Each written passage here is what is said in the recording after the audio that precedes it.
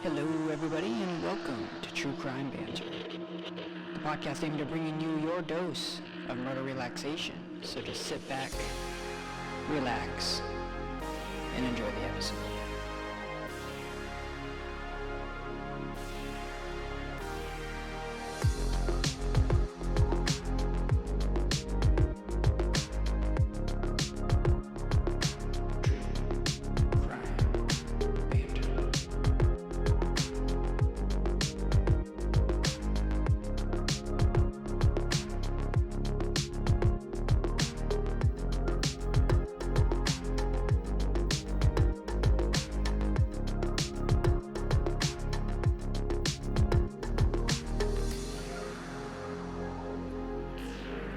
Tito in the background.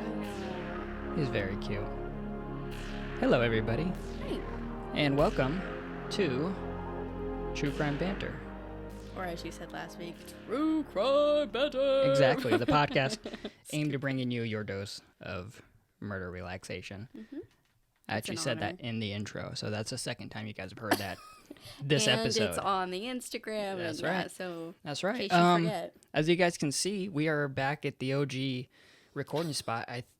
I'm not going to say anything. I'm going to see if we get any comments on this, because I'm thinking something in my head right now. I'm looking at the monitor, and I see something that is bothering me a lot. Which could be so many things, honestly. Right? It really could be. Narrow it down. Very true. Is it the pencil holder? No, we'll talk about it off camera. Anyways, welcome everybody. Welcome to episode 9, I believe, of True Crime Banter. Mm-hmm. My name is Riley. And I'm Christian. And welcome. Same as last time, same names. That's right. Probably going to be the same forever. Well, we'll see about that. Unless we get tired of it. Yeah.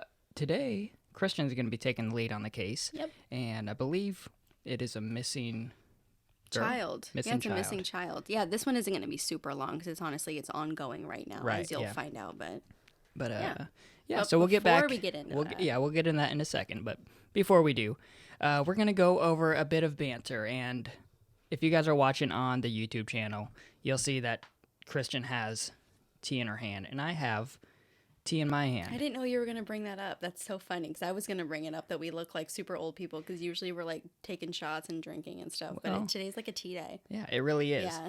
And while I was making us tea, my cup, it says, "Dwight, you ignorant slut," which is a reference to... If you know, you know. The Office. Yeah. So now everyone knows. But as I was making it, I was like, you know what? I think I'm going to talk about TV shows real quick. Okay. And this is the bit of banter, if you guys haven't caught on. We like TV shows.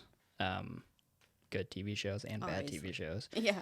And along with The Office, another show that we've watched, not religiously, but at least I have, is How I Met Your Mother. Oh, yeah. Now, if anybody knows, there is a spinoff or a sequel to it on Hulu called How I Met Your Father.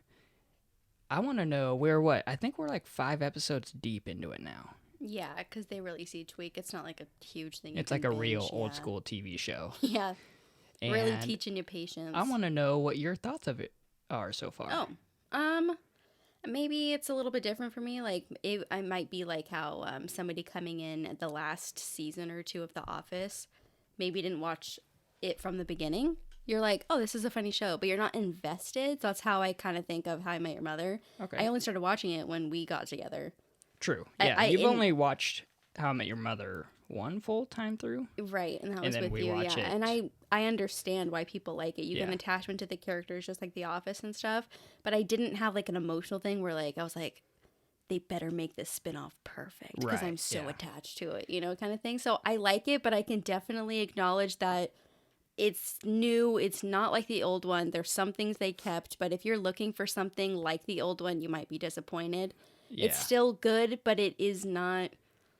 Just don't go into it with any expectations. Right, which is it's tough. Not bad. Which it's tough because when you name it the exact same thing as How I Met Your Mother but Father, I know you're expecting the exact same thing. Yeah. And I kind of like it so far. It's not bad, and you remember this. The first 10 seconds, I was like, turn this shit off. Like, I really didn't I don't think we even watched the first episode all the way through the first time. Didn't like it. Yeah, the characters were weird. It was forced. It was like, this is stupid. Yeah, and then Riley, and I think you just didn't turn it off, and I think we just kept watching, and I was like, okay, well, and then I laughed, like maybe like a minute in, I was like, okay, all right, maybe. Okay, that was pretty funny. Yeah, maybe we'll watch it a little bit longer. I'll agree. It felt like the characters were forced, in that there was a lot of I guess character development right off the bat that didn't make sense at all. Yeah. To make this new cast work together. Yeah. But since I'm probably episode 3 or 4 on, so last few, I've actually kind of enjoyed it. Yeah. Well, that's cool. That was great banter. Yeah, thank you. Yeah, a bit of banter. Well, like you said earlier, this is going to be a bit quicker of an episode, and maybe should we tell them that we're kind of tossing around the idea of uploading twice a week with a little mini-sode in between? Yeah. I mean, don't get too excited because we are just humans that have lives. So there's no promises until we start making them big bucks. Ayo. Then I can almost promise it'll be twice a week. Yeah. But we have freaking lives. Well, this is going to be a little sneak peek into what a little true crime banter mini-sode might be. Yeah. So if you want to go ahead and start this baby off, let's do it. Yeah. So like I said earlier, this one is current right now. Like, it's happening right now. So it's developing, like, honestly, week by week. When I was looking back at the timeline, it is especially, like, towards the end of this, aka, like, right now, it's, like, day by day, something new was coming out, and I was like, this is going to be so much better. Anyway, I'll just get into it. So attention first got drawn to this case back in December, so only a couple months ago. So when authorities were notified that a 5-year-old girl by the name of Oakley Carlson had not been physically seen for months by anybody in her hometown of Oakville, Washington. So this is, I don't want to say somewhat local to us. Right. But it's only a couple hours from us. So I don't know who's listening out there where you are, but we're like Seattle-ish area. We're like a little bit north of it. And so this is in a very small town a couple hours south of Seattle. And I couldn't find, like, a current population when I was looking it up, but back in 2020, the population was, like, around 700. Oh, boy. So, super small. Yeah, real small. I think my graduating class might not even have a post office, I'm not sure. So, a little bit about her. She didn't have, like, a traditional childhood. She was brought home by foster parents, whose names were Jamie Hiles and Eric Hiles, at only 7 months old. So, she actually stayed with them until just before her 3rd birthday. Due to her biological parents having issues with court and being deemed unfit, and you know how it goes sometimes in the system. Yeah. So a lot of resources said that Jamie, Eric, and Oakley, so her foster parents, were super close with her. Like, they were just obsessed with this girl, and she was super sweet. And of course, we'll put pictures up on stuff, but she was so flippin' cute. And I don't know, that age, like, I mean, 7 months, when they got her, but, like, there's so many pictures of her when she was, like, 3 and 4, and, like, that's just, like, the cutest freaking age. They have, like, the little person. The little teeth and the little smile. So many little dimples and stuff. She's so freaking cute. So, eventually, like, some of these situations go in foster homes. Either you're kind of, like, you grow out of the system, or you find sometimes you're adopted, right? Sometimes people will adopt you. Or like in this case, her parents, I don't know if they were fighting to get her back or if they had just proved that they were fit enough, but eventually she had to go back with her biological parents. Interesting. So this just like devastated her foster parents. I don't know if they thought that they were going to be with her forever, but they just really didn't want to let her go.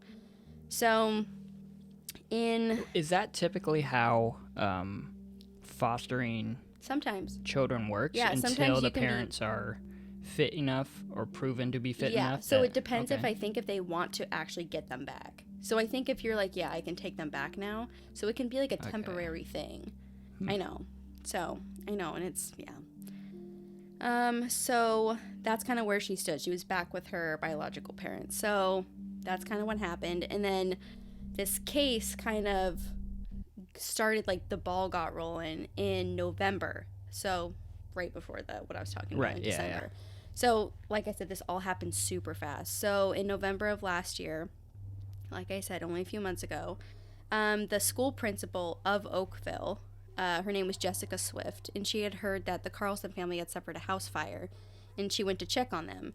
And her Oakley's older sibling went to school there, so that's how she heard about it. Okay. So she was like, "Oh my God, you guys had a fire!" And so I don't know if every principal does that, but maybe it's small town. She like went over and like was like, "Oh, I'm gonna go see if they need anything," or which I was like, "That's so cool." She like brought over supplies and she went to visit them on the weekend.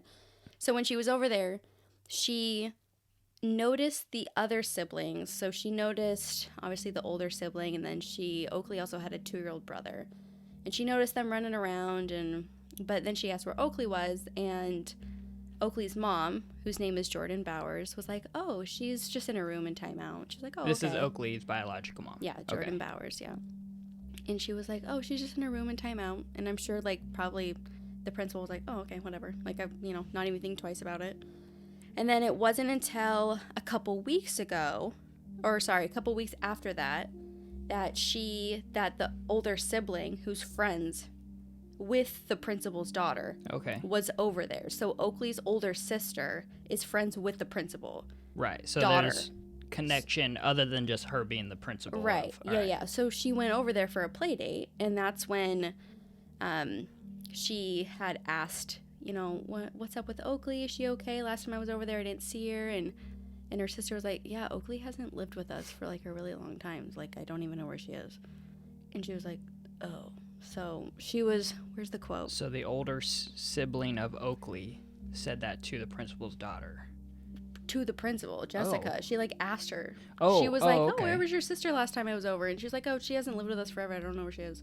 And the principal is obviously like, wondering. What the? I was just told she was right, in the exactly. playroom. Okay. So this is, she kind of had, like, she was quoted as saying she had, like, the worst feeling when this happened. And I don't know if it's, some, like, childcare people are trained to look for things. And I don't know if maybe she knew the family and it was kind of some sketchy history. Right. Because all the siblings had been in foster care at one point. So I don't know if she knew that. And she was like, this family's already kind of iffy. So obviously she was like, what the heck? But we actually find out that, and this is, like, kind of one of the first weird things that happens, because I'll get back into the other stuff in a minute in this timeline, but we actually find out that the dad, Andrew Carlson, right? So Oakley's biological parents, Jordan Bowers and Andrew Carlson. We'll be saying those names, so get those stuck in your brain. But he had actually called the cops to report a fire, this house fire that happened. Okay. Which he had told the person on the phone that his older daughter, the 6-year-old, had been playing with a lighter and, like, burnt part of the couch.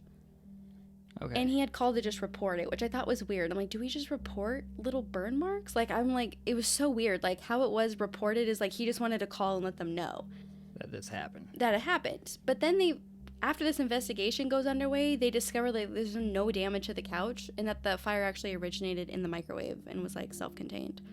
So not only did you call to report a fire that wasn't even a real fire, but then you lied about where it came from. What the fire was.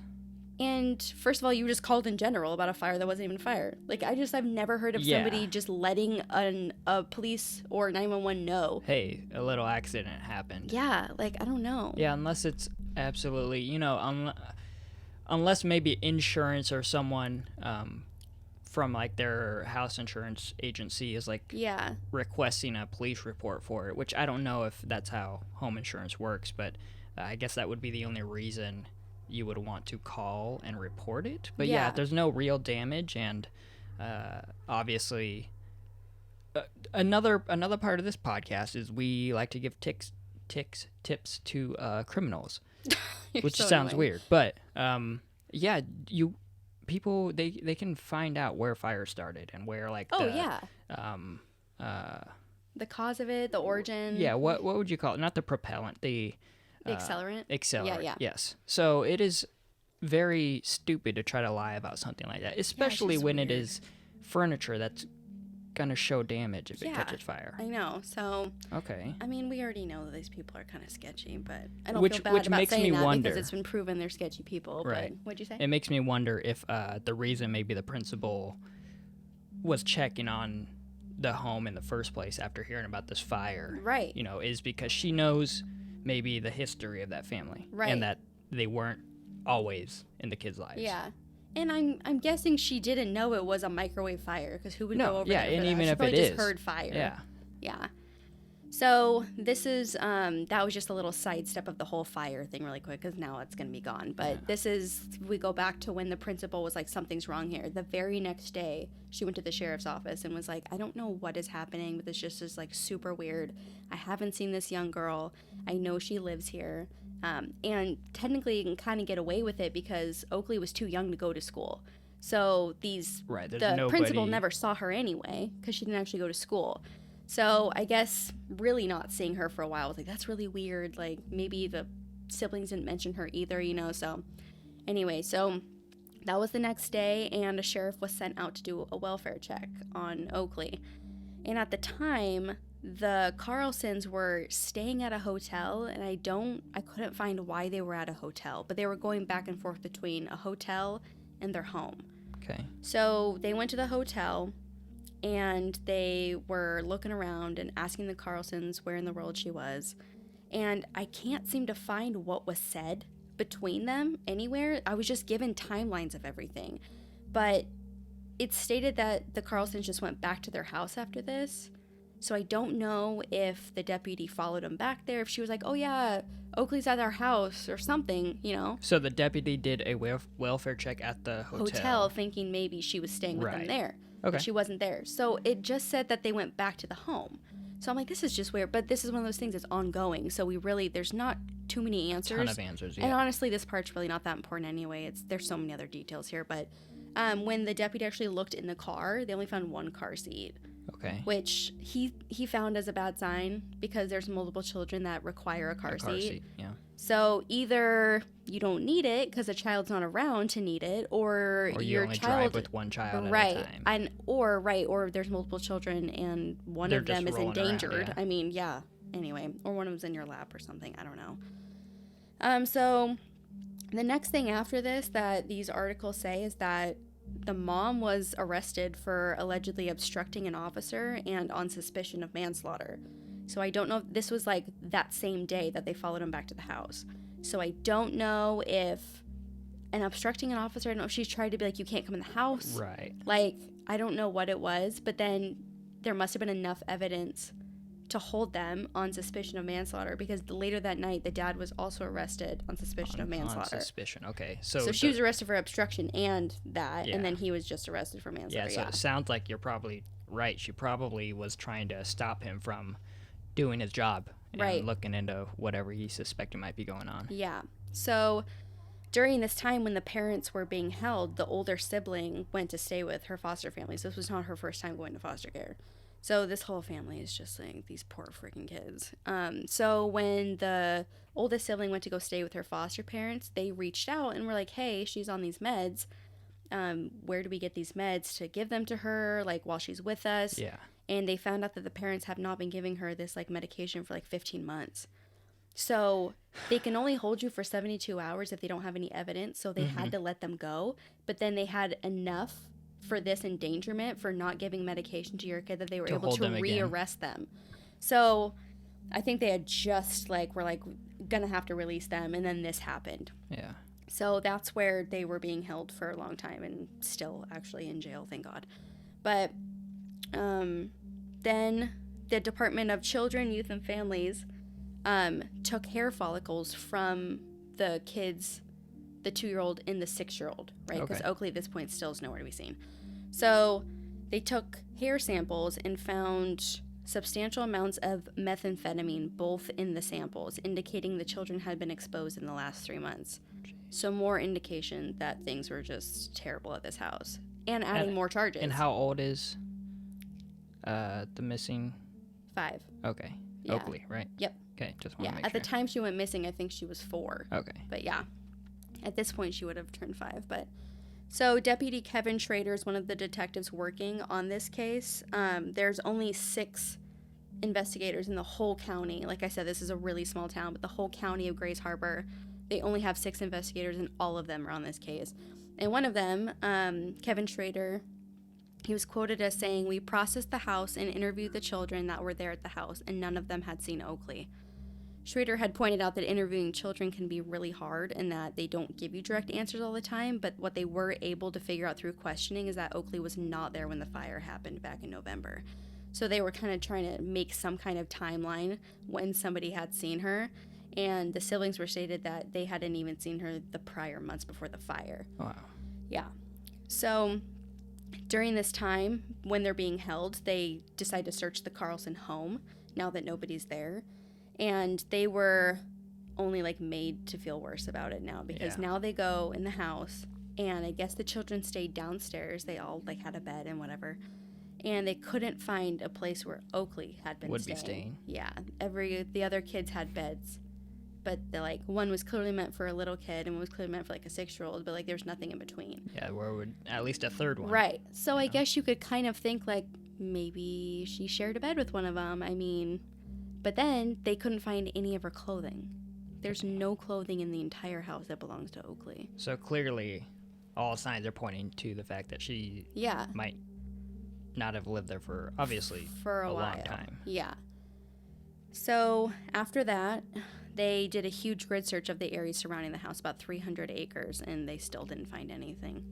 So at this time, the family has moved... Oh, wait, I did the part. You can edit this out, right? Mm-hmm. Okay. I didn't move it back around. Okay, so Jamie, Oakley's foster mom, she reflects back on her time with Oakley, saying it didn't have to be like this. Jamie remembers hearing about Oakley being locked in a cabinet, being whipped with a belt, having to sleep under a stairwell. Before she took her over. No, this was during the time. So she was visiting with her during the 2 years before Oakley went missing, and she had to give her back, right? Yeah. So from right before 3 until she went missing, around 5-ish, she was getting visitations with her. Okay. And during this time, her other siblings were talking about, like, oh, did you know Oakley, like, got hit with a belt or whatever? And, like, so this whole time she's contacting CPS, the Department of Families and Youth, and hasn't heard anything back this whole time. Yeah, and actually it was quoted as saying, I can't remember if it's Jamie's mom or Andrew's mom, so her biological parents. One of their moms, so a grandma, they had brought Oakley over for, like, some kind of holiday or something, and she reported being like, Oakley doesn't look right. Like, her eyes are sunken in, her skin's kind of gray. She looks really small, even for being a small girl. And I'm like, why wouldn't you say anything? Exactly. Like, your own granddaughter looks like that, and you're just like, well, probably having a rough day. Yeah, we've heard stories where it is the grandparent that's like, I hate to have to do this to my own child, but it's clear they're doing something to my grandchild that is not correct or not right, and they report them. So another weird thing that came up, and I didn't really want to, like, put too much weight into this because it's a kid, but her older sibling, when asked, like, where she was, like, there's some stuff kind of floating around that she made this remark, like, oh, Oakley was, like, eaten by sharks or alligators or something. Like, just super weird, and it's a kid. You know, kids are weird. So don't, like, make too much of that, but it's still, like, a really weird thing to say. Right. You know, like, I don't know if the parents told her that. I don't know. Exactly. She could repeating exactly what someone told her, or she could just be a 6-year-old kid. And just, you know what I mean? That is But she's also living in a very unstable house, going back and forth between foster homes. Like, she's probably not the most mentally stable either for, like, being that age. Right. So who knows? Yeah, you know? I mean, yeah. Yeah. So at this time, her parents still have never said what happened to her. And they claim the last time they saw her was on November 30th of 2021, even though no one else has seen her on that date. And so they're currently being held right now on charges of child neglect and abandonment, and also, like, obviously those drug charges, like the finding the freaking meth in their hair and stuff. And and for the first few weeks that they were in there, I think things have died down now, but there was, like, so many protests. Like, so many people were outside the jail with just, like, chanting, where's Oakley? You know, tell us where she is. So that's pretty much all the resources in this small town are being used to find her, but they haven't found anything. So the last time that they've seen her was February 10th of last year. So it's been over a year since anybody can verify they've seen her. Okay. So a whole year since this little girl's been seen. Jeez. And it is what, the 25th today? Yeah, so we're recording this? Yeah. Wow. Yep. So that's pretty much it. That's where we are right now. I know. Didn't mean to, like, fall off a cliff like that with the story, but there's like, that's where it ends. I'm trying to wonder where or what. So the parents haven't said anything other than I can't imagine how. Do you have any theories? I do. You have some theories? Yeah. I mean, there's so many things it could be. Okay. So I guess I am, taking this in. This is the first time I'm hearing this. And, it's easy to fall back and think, well, obviously they did something to her and ditched her somewhere. Okay. Too many cases do we hear that exact situation. I just don't see... They don't have any excuse to where she is. No. Or they haven't said anything. I think they ran out, honestly, because I think they were probably just like... They eventually were going to have to tell someone. So I think they just decided, instead of giving it up, I think they just decided to just be quiet. Yeah. They can only... Obviously, you're so screwed now. You're in jail for all these other charges. Like, I don't know. Well, what are your theories? I think when you bring drugs into the equation, it's kind of a whole other thing, right? Like, how desperate do drugs make you? Yeah. I mean, other things too. I know, like, people who have, like, money issues, they get desperate too. And there's other desperation situations, but especially drugs, you're thinking on you don't even have a brain. Like, something else is completely taken over you. Right. You'll do pretty much anything. I don't know. She could have been sold. Okay. For drug money, could have been trafficked. They could have accidentally hurt her or purposely hurt her when they were high. Yeah. And they could have neglected her. They could have forgotten about her. When you bring in drugs, it just opens up a whole nother... It sounds like even when she was with them, like, she wasn't being taken care of. That's what makes me wonder. I guess I don't... How can somebody who's already had to give up their child and had to prove that they were fit enough to get their child back, and I'm sure people listening are wondering or asking the same thing. How do they end up getting her back after it? This is just a system failure too. I mean, this happens all the time. This is not the first time. No, it's not. And I think that this is another case or situation that highlights the issues we have in America when it comes to, there's so much stuff, especially right now, going on in the world that a lot of people are more worried about what us as a country are doing outside of our borders. Right. When we have so many issues or problems within our borders that we just choose to ignore for some reason. And not like we don't care about these things happening, but we have so many resources and so much money that we could be putting towards making these systems better. Yeah. And especially when the foster mom, Jamie, was reaching out for 2 whole years. When she's visiting and didn't get any hearing response. These things. So there's that. I mean, there was also another case where I think the dad was a police officer and he was, like, punishing his autistic son and put him in the garage overnight. He's like, you could sleep in the garage, and he actually froze to death. He was like 8 or 9 years old. It could just be like a neglect thing, like they meant to punish her, but it went too far. Yep. Obviously, there's no excuse for that either. No. But I mean, it could have been actually an accident, and they were like, oh my god, like this is. But you know what I'm thinking is that this happens when you have 2 people, especially druggies. They're not themselves. They're coming off the drugs. They're forced to be sober. This forced rehab that they have to come through. And once they're faced with the penalty of you might go to jail for your whole life, if you feed them this ultimatum, people start to flip on each other, Yeah. I wouldn't be surprised if some prosecutor was like, hey, we'll give you 25 years if you tell us what happened and where she is. Or, you know what I mean? Yeah, I guess the thing that with people... I guess my experience with, like, druggies, is at some point there is no a better option than to just be like, hey, this is what happened. Like, I don't... What do you mean? Like, I don't see the appeal of them lying or not telling police what happened to the daughter, other than the fact that if you ended up, harming her and then having to get rid of her, if that's the situation, like, yeah, that's a terrible thing. You're going to go to prison for life. But what other option do they have right now other than to... You mean, like, why wouldn't you tell somebody? Right, yeah. I mean, well, there's a lot of people that don't ever end up confessing because they don't ever want to admit that they did it. Because then you're the terrible person that killed your kid. I guess so, versus just staying in jail and looking somewhat innocent. Yeah, I guess if you are a parent in their position that obviously they wanted to be parents, I feel like. Otherwise, they wouldn't have gone through the effort to get her back. Yeah, I mean, some people can do it just to look good, too.